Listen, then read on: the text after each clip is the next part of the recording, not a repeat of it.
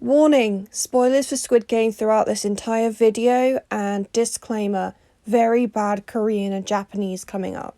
Squid Game is a South Korean drama series that released worldwide to stream on Netflix September 17th, 2021.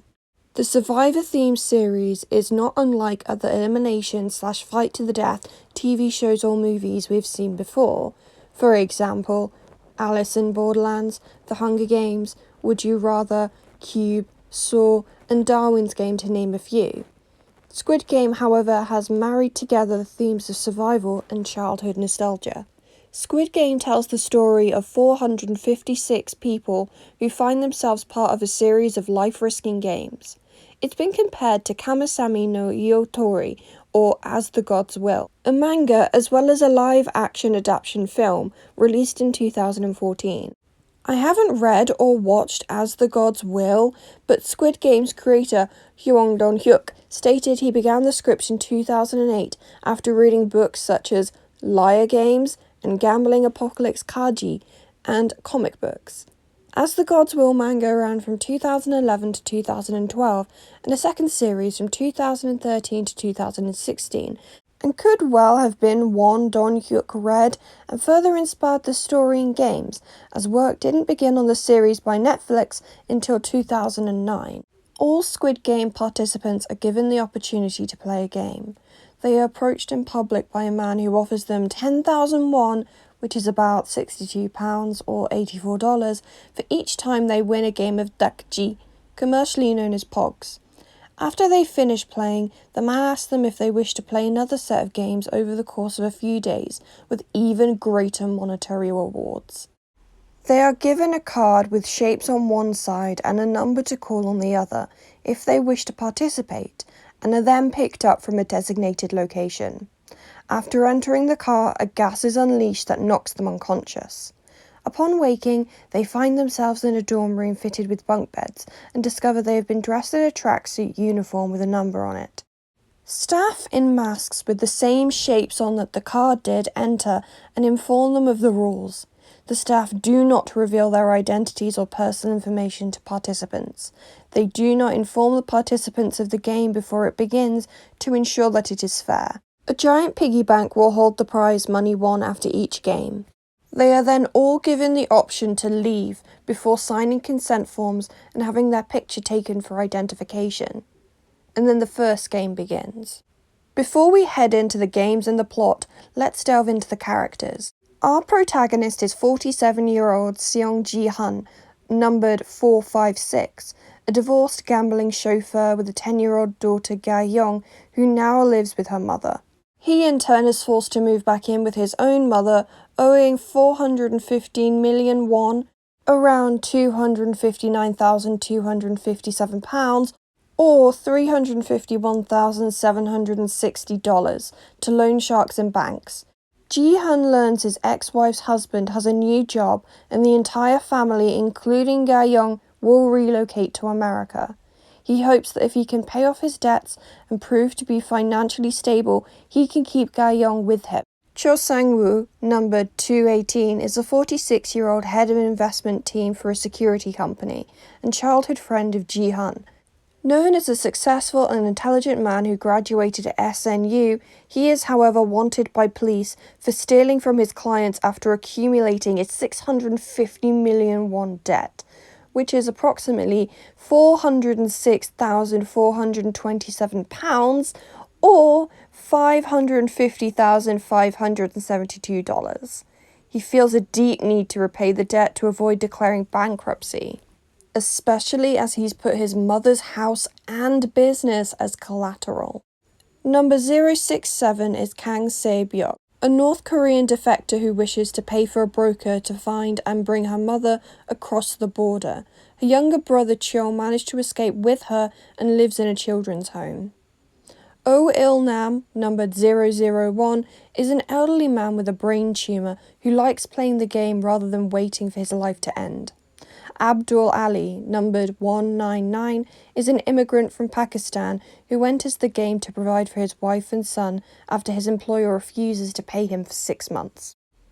Other participant characters include Gangster Jang Deok-soo, numbered 101, Han Mineo, numbered 212, a woman who claims to have been convicted of fraud 5 times, 111, Byung-ji, a doctor, and Ji-young, 240, a woman recently released from prison for ending her father's life in retaliation for him ending her mother's. Among the staff characters includes a mysterious frontman who appears to run the games, and Jun-ho,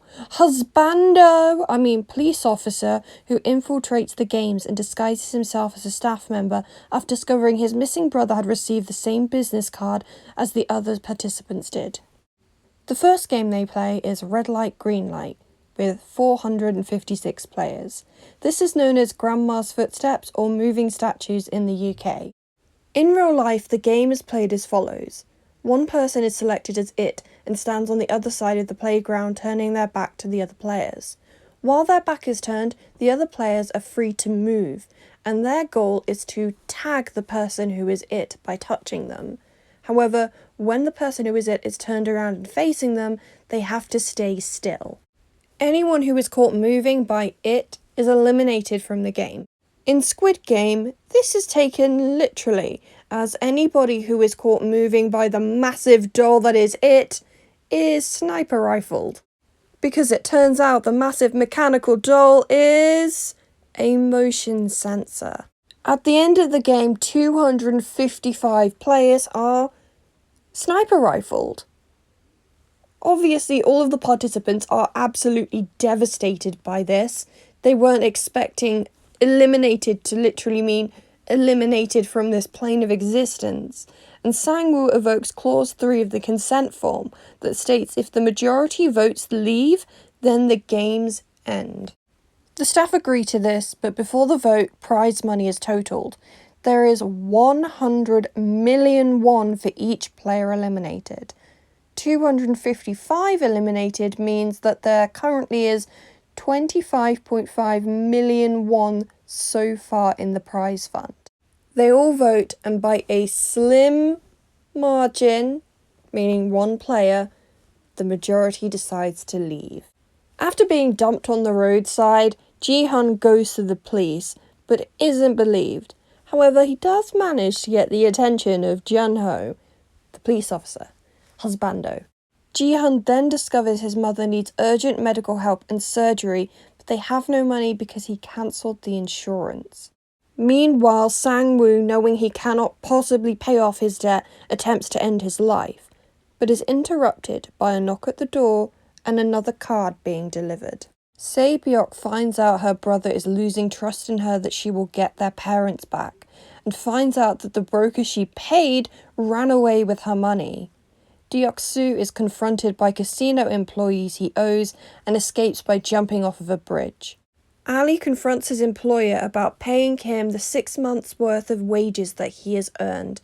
The employer refuses, saying that he has no money, but Ali notices an envelope full of money. A fight ensues wherein Ali manages to steal the envelope, however his employer gets his hand trapped in machinery, so Ali is forced to flee the scene. All of them and others previously mentioned call back the game to resume. Jun-ho follows them and decides to infiltrate to find out what happened to his missing brother. Out of 201 players remaining from the first round, 187 return. The Honeycomb Game, a traditional children's game wherein a shape is imprinted on a honeycomb cookie and they have to use a needle to scratch out the shape exactly. If the shape in the cookie breaks or they're unable to get the entire shape out in time, they are yeeted. 97 are eliminated, meaning 7.9 billion won was earned for this round, leaving a total of 34.8 billion won in total. It is revealed that a group of corrupt staff are using 111, Dr. Byung-ji, to remove organs of eliminated players to sell on the black market in exchange for information on upcoming games. Game number 3, Tug of War. Tug of War is more of a sport with origins in Cambodia, ancient Egypt, Greece, India and China, wherein players have to tug on a rope to get the flag in the middle over to their side. This is played slightly differently, with the players playing on a large ledge with a drop in between, and if the flag reaches the other player's team, all of them fall down and their side of the rope is sliced, meaning they all fall down to the floor and get yeeted. 40 players survive this round, leaving 41.6 billion won in the prize fund. Jun-ho discovers that his missing brother played and won the game in 2015. The doctor and corrupt guards are discovered and yeeted for providing him an advantage of knowing the next game. They're then hung up for the other participants to walk past and see as an example of rule breaking. He was given advantage over the others, which is not allowed. Game number 4. Marbles in pairs. Marbles come from ancient Egypt and ancient Rome, and there are many different games you can play with marbles. You can do odd and even, a game in which both players reach into their bag of marbles and take out a number of marbles. The opposition then has to guess whether they have an odd or even amount of marbles in their hand. They reveal how many marbles they have, and if they're correct that it is an odd or even amount, the other player has to give over their marbles. However, if they are wrong, the opponent has to give over their marbles to them. For example, you and me, we're playing marbles. I take out a bunch of marbles, and you say to me, I think that you have an even amount of marbles in your hand. But I reveal that I have taken out 5. So you're wrong, and you have to give your marbles to me. If you are correct, and I reveal that I have 4 marbles in my hand, and you said even, I have to give my marbles to you. There's also a game in which marbles are set out and you have to try and knock your opponent's marbles out of a designated zone. If you manage to knock their marbles out the zone, you win their marbles. Sang-woo versus Ali. Sang-woo cheats. While Ali isn't looking, he takes out his marbles from his pouch and fills it back with rocks, stealing all of his marbles and therefore winning, because he took the marbles from Ali without using violence. Ji-hun versus Il-nam. Ji-hun cheats. Il-nam appears to be showing signs of dementia and is disengaged from the game until Ji-hun sits him down and forces him to play, and then he uses these dementia symptoms in order to cheat his way through the game. Se-byuk versus Ji-young. They both decide to play a game where whoever can throw their marble closest to the wall wins, and Ji-young sacrifices herself by losing on purpose to save Se-byuk. VIPs arrive, masked men who are later revealed to be wealthy individuals who bet on the winners. Game number 5, Stepping Stones, the floor is lava with glass. I think we all understand the idea of stepping stones or the floor is lava.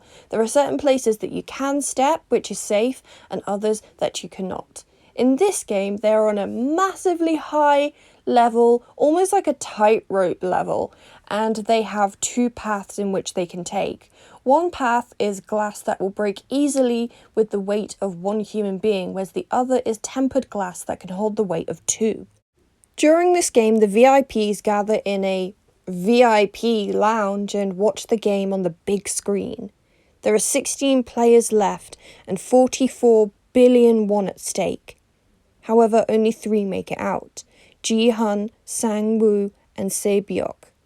Jun-ho finds out who the front man is. It's his missing brother, and they both shoot each other, with the brother surviving and Jun-ho falling off backwards into a cliff into the sea.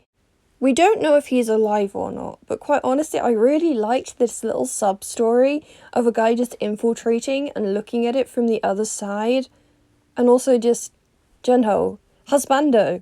All 3 of them are treated to a fancy meal, but at the end of the meal they are each given a sharp knife. Se-byuk was badly hurt from the glass shattering in the last game, and her attempt to stop the bleeding has failed. In the dorm room, while Ji-hun tries to get staff to take her to a doctor, Sang-woo stabs her with his knife, ending her life. And the total prize fund is now 45.4 billion won. Game number 6. Squid Game. This is a children's game, reportedly. The creator of Squid Game remembers playing this game as a child.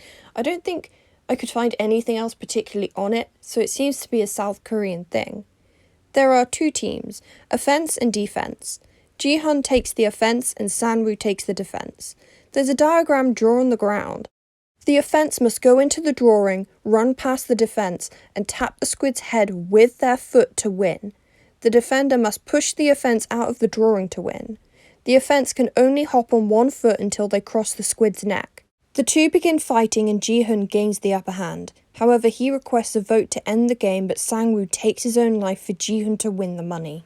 Ji-hun wins as the last man standing, earning the prize money of 4.56 billion, which is £29 million and $38 million. Ji-hun returns home only to find out that his mother has passed. 1 year later, Ji-hun is still traumatized from the experience and he hasn't touched any of the winnings. He's given a card telling him to meet somebody. It's Il-nam, who was not yeeted after losing the marble game, instead succumbing to his illness in his deathbed. He reveals that he was in fact one of the founders of the game and he wanted to test if humanity was any good or see if people would sacrifice another for the prize money. He wanted to feel alive. He's an incredibly wealthy old man, and once he had everything he wanted in life, he felt there was nothing else to live for. After finding out the truth and Il-nam's death, he snaps out of his depression. Ji-hun gets Cheol, Se-buk's brother, asks Sang-woo's mother to take care of him, also leaving her a massive share of the prize money. On the way to see his daughter in America, he sees the recruiter playing a game of dakji with another man. He takes the card from the man and calls the number, promising to find out who the game makers are and to stop them. Themes. There are numerous themes that we can go into and analyse with Squid Game. I can't go into all of them, but I will attempt to go into some. Wealth versus poverty. Rich individuals, the VIPs, with so much money they can bet immense amounts of money on life or death games with slim odds which reduce as the games progress. This money is seen as a bearable loss that wouldn't even put a dent in their wallets. On the other hand, this wealth is weaponized against the mostly poverty-stricken indebted participants to coerce them into risking their lives. The games are used as both a means of additional income for the VIPs by winning bets, but also, more importantly, a source of entertainment. The thrill of winning a bet is a lesser motivation due to the slim odds previously mentioned compared to the thrill of watching others fight to the death. Squid Game has clear capitalism allegories, those at the top enjoying luxuries while those at the bottom suffer to live. It's the curse of money. When you already have everything you could possibly want, there's nothing else to live for. And idle hands are the devil's playthings. We are the VIPs. We watch tragedy from the comfort of our own home. There is something to be said that we tune into every single episode to see what horrible thing is going to happen next. While we may like the characters, and this is a fictional world, we are attracted to drama and shocking news such as crime and natural disasters. While drama isn't quite on par with a fight to the death match, it's still something that other people are going through and maybe suffering through, and we tune into it. We watch reality TV shows where people who are lesser off than us struggle. The Jeremy Kyle show, the Dr. Phil show. Some of these people may be impoverished, some of them may be struggling with mental and physical difficulties, and yet we tune in to hear their story to feel better about ourselves. Schadenfreude is real, and this is just another example of it. What's in a shape? The circles, triangles, and squares look like PlayStation buttons to me, but some people have theorised that they actually have something to do with the ranks of the staff members. Circles are workers, triangles are soldiers, and squares are management. However, in the Korean alphabet, in Hangul, the circle becomes an O, the triangle becomes part of the letter J, and the square becomes part of the letter M. Together, these are the initials of the Squid Game in Korean, Ojing-eo Geim. That was terrible, I'm sorry, I'll never say that again. Theories. Ji-hun's dad is Il-nam. Now this is a theory that's been circulating about, and I wanted to give some points for and possibly against it. Il-nam says that he has a wife and son, but neither are seen or mentioned by Il-nam on his deathbed. Both Ji-hun and Il-nam lived in very similar neighbourhoods. The numbers 001 and 450 are the beginning and the end, which are both significant numbers. Jihan confirms he was physically disciplined a lot after Ilnam says he bet he was spanked a lot, and Jihan asks how he knew. Ilnam replies his son was the same. However, Jihan's birthday is October 31st, whereas Ilnam says his son's is on the 24th of the month. But was he lying? Or did he forget the birthday? An absentee father not involved in his son's life, much like Jihan's father presumably is, and Jihan himself forgets his daughter's birthday in the very first episode. Like father, like son. Participant versus staff. Some have theorized that the staff aren't actually choosing to be there. In the one time where a staff member's face is revealed, he's quite a young guy and doesn't seem to want to be there. They aren't even allowed to show their faces or they will be yeeted for it.